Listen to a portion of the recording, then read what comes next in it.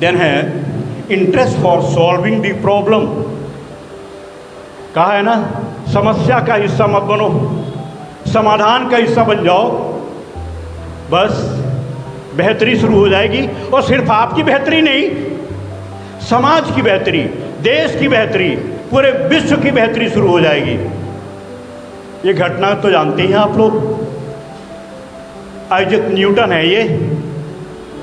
इनको ऊपर देखना अच्छा लगता था। जब सौरमंडल देखते थे,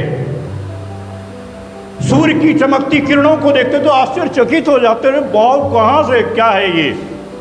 ऊपर ही देख रही थे, सेब के पेड़ के नीचे बैठे थे, ऊपर देख ही रहे थे कि टपाक सेब गिर पड़ा।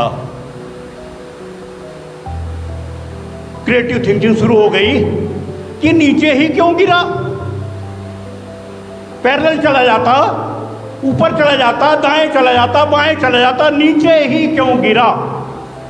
सेब तो पहले भी गिरते रहे, चीज़ें तो पहले भी ऊपर से नीचे गिरती रही हैं, पर ये ध्यान सिर्फ न्यूटन को ही क्यों आया कि नीचे ही क्यों गिरा।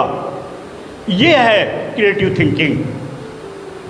हम आसपास की बहुत सी चीज़ों में ऐसे ना जाने कितनी घटनाएं देखते रहते हैं, लेकिन हमारा ध्यान नहीं जाता उधर, हम ध्यान नहीं दे पाते।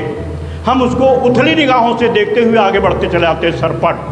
थोड़ा ठहराव करिए, थोड़ा चिंतन करिए, समझिए क्यों हुआ है। और जो चीज़ उन्होंने निकाली, आज भी आप उस चीज़ को पढ़ते हो कि नहीं, उस थ्योरी को आप पढ़ते हो कि नहीं पढ़ते हो। और इस थ्योरी के बल पर न जाने कितने आविष्कार हो गए जिसका आनंद ये समाज उठा रहा है, समाज उठा रहा है, पूरी दुनिया उसका लाभ ले रही है। ये है क्रिएटिव थिंकिंग का परिणाम।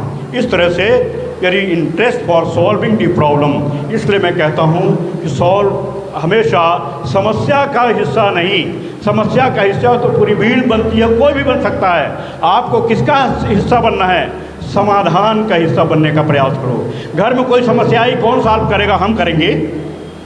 मोहल्ले में कोई समस्या आई, कौन सॉल्व करेगा, हम करेंगे, प्रयास करेंगे। पर नहीं वो जाने, वो फलाना जाने, वो ढिमका जाने, यही करते करते हम अपने अपॉर्चुनिटीज़ को कॉमा लगाते रहते हैं और बाद में फुल स्टॉप लगा देते हैं।